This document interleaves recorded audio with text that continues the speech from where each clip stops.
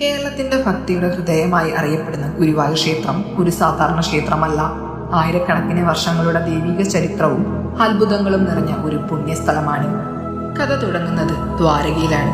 ശ്രീകൃഷ്ണൻ ഭൂമിയിൽ തന്റെ അവതാരം അവസാനിപ്പിക്കുന്ന സമയം അടുത്തപ്പോൾ തന്റെ പ്രിയപ്പെട്ട വിഗ്രഹമായ വിഷ്ണുവിന്റെ ബാലരൂപം നശിക്കാതെ രക്ഷിക്കണമെന്ന് തീരുമാനിച്ചു.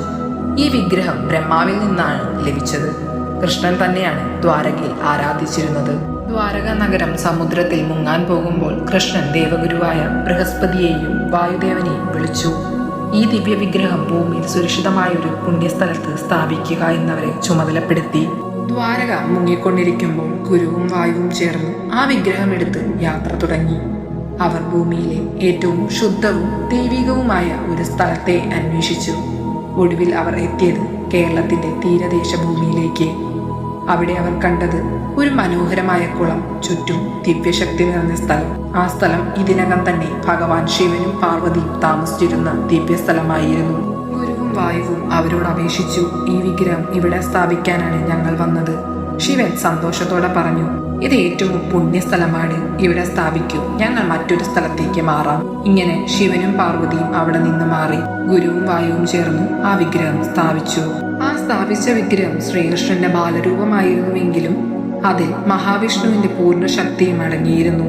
4 കൈകളുമായി ശംഖ്, ചക്രം, ഗദ, പത്മം ധരിച്ച രൂപം, ഭക്തർക്ക് ദർശനം നൽകുന്ന ദിവ്യരൂപം.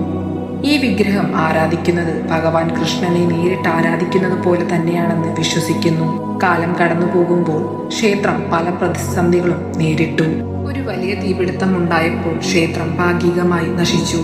എന്നാലാകട്ടെ അത്ഭുതകരമായി വിഗ്രഹത്തിന് ഒരു കേടുപാടും സംഭവിച്ചില്ല. ഇത് ഭക്തർക്ക് ദൈവത്തിന്റെ സാന്നിധ്യത്തിന്റെ തെളിവായി മാറി. ഇന്നും ഗുരുവായൂർ ക്ഷേത്രം ഭൂലോക വൈകുണ്ഠം എന്ന് അറിയപ്പെടുന്നു. വിവാഹങ്ങൾ, നാമകരണം, കുഞ്ഞുങ്ങളുടെ ചോറൂണ്, തുലാഭാരം എല്ലാം ഇവിടെ നടക്കുന്നു.